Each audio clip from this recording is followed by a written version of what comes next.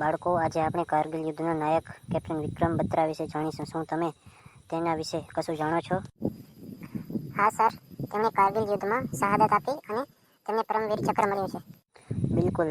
Captain વિક્રમ બત્રા પોતાની અદમ્ય સાહસ અને વીરતા માટે જાણીતા હતા. સર, શું તેમના જીવન પર આધારિત કોઈ ફિલ્મ છે? હા, બિલકુલ. નામ શું છે સર તે ફિલ્મનું? શેરશાહ. સર, હું આ ફિલ્મ ચોક્કસ જોઈશ. ખૂબ સારું. આ ફિલ્મ તમારા માટે પ્રેરણારૂપ બનશે. શું તમને ખબર છે તેઓ આર્મીમાં કેપ્ટન તરીકે ફરજ બજાવતા હતા? હા સર. સર, તેમનો વોર ક્રાય શું હતો? યે દિલ માંગે મોર. હા સર, મેં આના વિશે સાંભળેલું છે. ખૂબ સરસ. સર, તેઓ કયા યુદ્ધની અંદર શહીદ થયા હતા?